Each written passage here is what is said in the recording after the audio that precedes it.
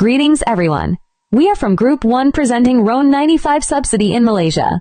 Did you know that the Malaysian government spent over RM 30 billion in fuel subsidies last year? That's a staggering amount. But here's the big question. Are these subsidies truly reaching the people who need them most? This leads us to an important discussion about the RON 95 fuel subsidy in Malaysia. RON 95, a government initiative aimed at making fuel more affordable for its citizens. In this video, we'll shed light on the complexities of this subsidy, explore its evolution, discuss forthcoming changes that could significantly impact your life, and provide insights into the future outlook and recommendations. Understanding these developments is crucial for making informed decisions about your finances and the future of fuel accessibility in Malaysia. The RON 95 subsidy is targeted towards households based on factors such as household size, employment status, number of vehicles, and basic living expenses.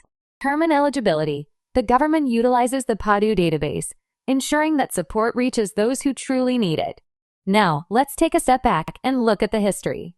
The RON 95 fuel subsidy in Malaysia was first introduced in 2008 as part of the government's efforts to control fuel prices and ease the financial burden on citizens. Over the years, the subsidy has undergone several changes and adjustments to better target those in need and ensure its sustainability. Not only Malaysia, but other countries like Indonesia have also implemented RON 95 subsidies aimed at keeping fuel prices affordable for their citizens. I have to work more effort. I have to put more hour. So sometimes I just go back, just take a drink, kiss my wife, then go back because not enough money. Looking ahead, the budget for 2025 is set to bring about a new targeted subsidy, expected to be implemented in mid-2025.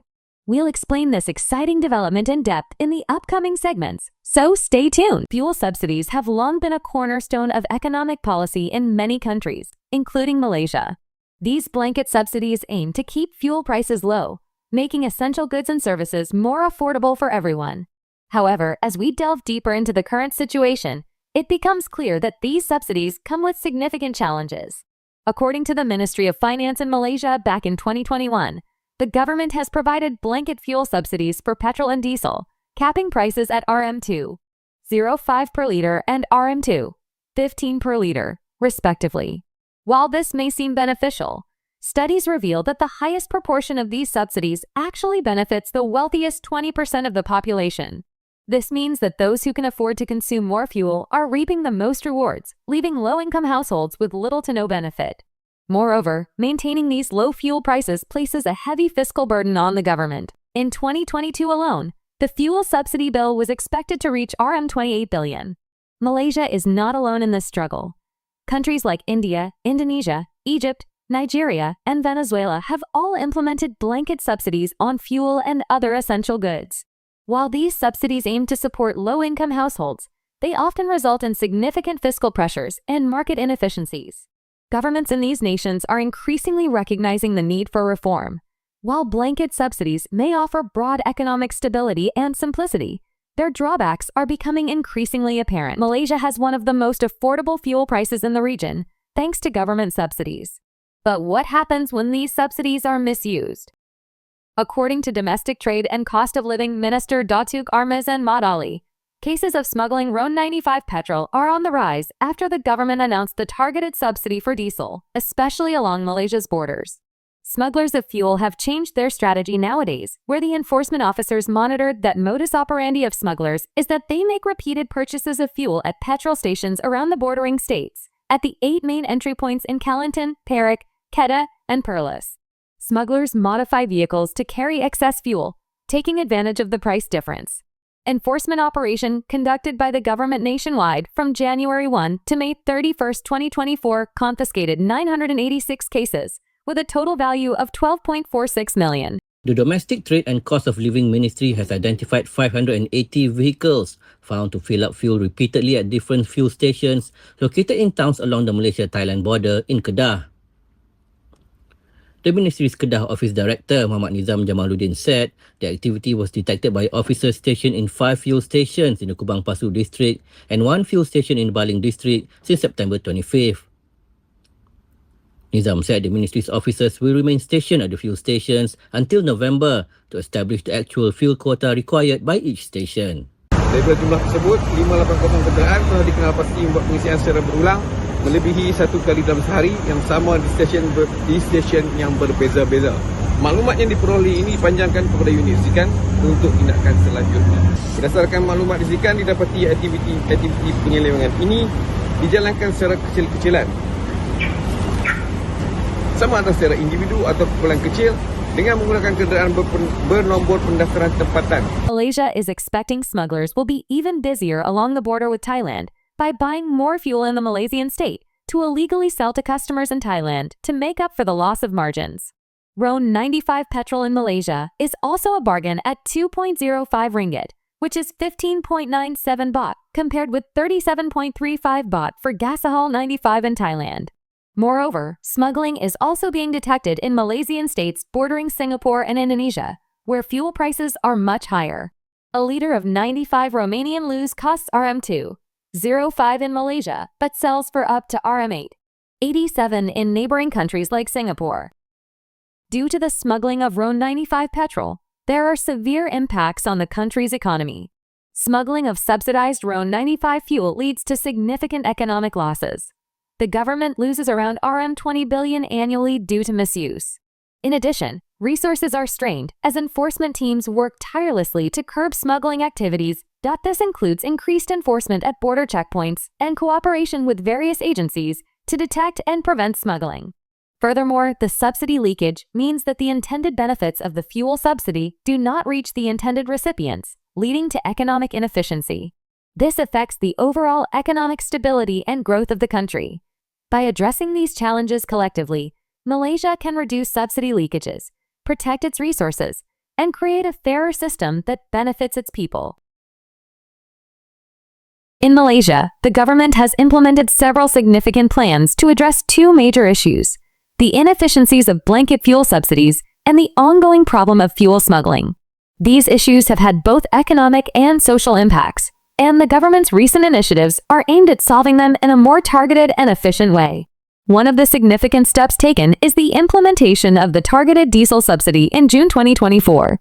This approach replaced the blanket subsidy system, which previously subsidized fuel for everyone, regardless of income or need. The diesel subsidy in Peninsular Malaysia was lifted on June 3rd, with its price rising from RM2.15 to RM3.35 per litre. However, lower prices were maintained for specific sectors, such as logistics companies and public transport.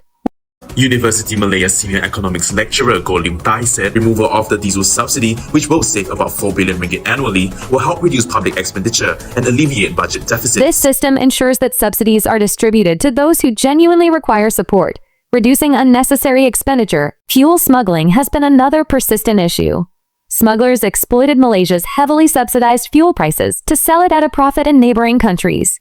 By raising fuel prices closer to market levels, the government has significantly reduced the incentive for smuggling. This is evident from the 40 to 50% drop in fuel sales at petrol stations near the northern border. The change not only disrupts smuggling operations, but also protects national resources and reduces financial losses. To mitigate the impact of higher fuel prices on vulnerable groups, the government introduced the Budi Madani Cash Assistance Program. This initiative provides RM200 monthly to eligible individuals, such as diesel vehicle owners and small-scale farmers. These two initiatives, the targeted diesel subsidy and the Budi Madani Assistance Program, are proving to be effective in addressing both the fiscal issues caused by blanket subsidies and the illegal fuel smuggling trade. The government is expected to save about RM4 billion annually, a significant amount that can be used to support other areas of the economy. The Malaysian government plans to rationalize RON 95 fuel subsidies by mid-2025, as outlined in Budget 2025, to address inefficiencies and ensure fiscal sustainability. Currently, fuel subsidies disproportionately benefit higher-income households and cost billions annually. Prime Minister Datuk Seri Anwar Ibrahim emphasized that this reform, while potentially causing short-term inflation, is vital for long-term economic stability. The targeted subsidy system aims to redirect resources to healthcare, education, and infrastructure. Impact on households. RON 95 accounts for about 4.8% of household expenses. Reducing subsidies could raise fuel prices and increase living costs, impacting middle-income households the most.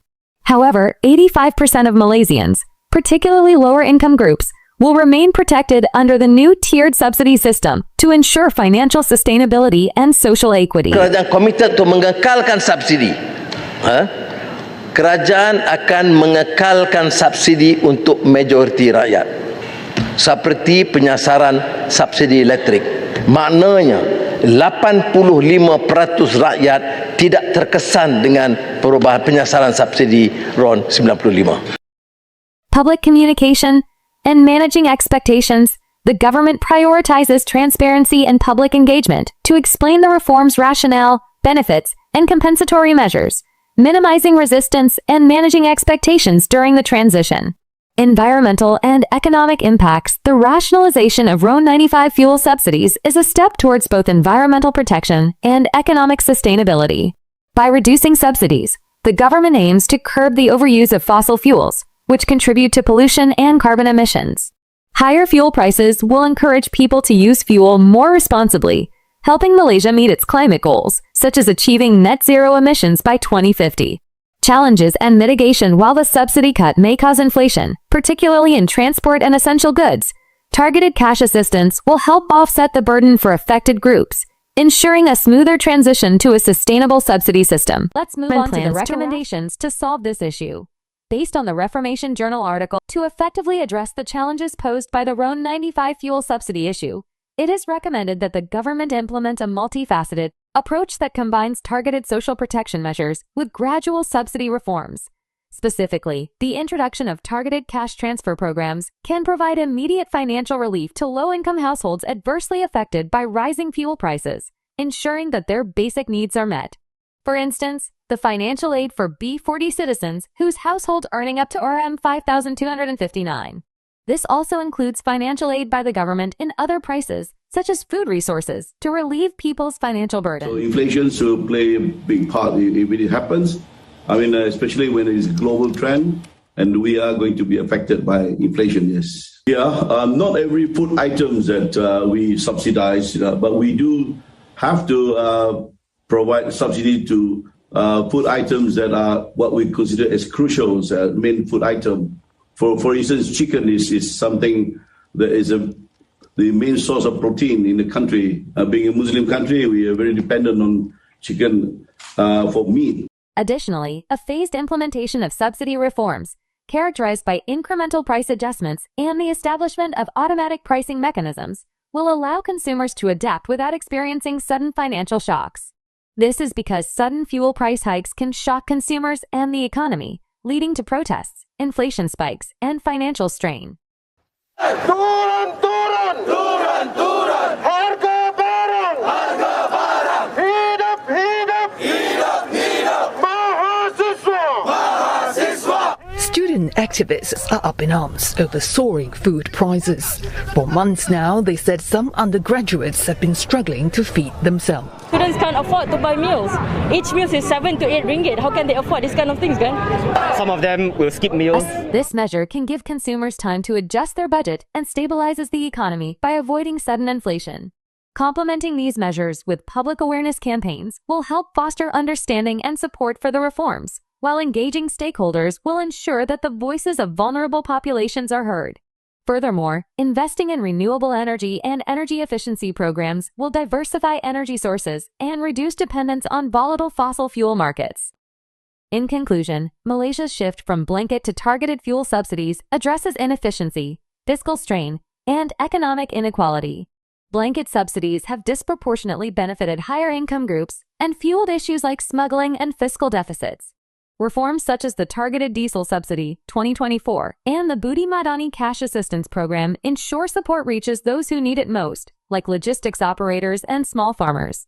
These measures reduce subsidy costs, curb smuggling, and promote fiscal sustainability. Moving forward, phased RON 95 reforms, targeted cash aid, public awareness efforts, and investments in renewable energy will balance financial stability, social welfare, and environmental goals, fostering more equitable and resilient economy.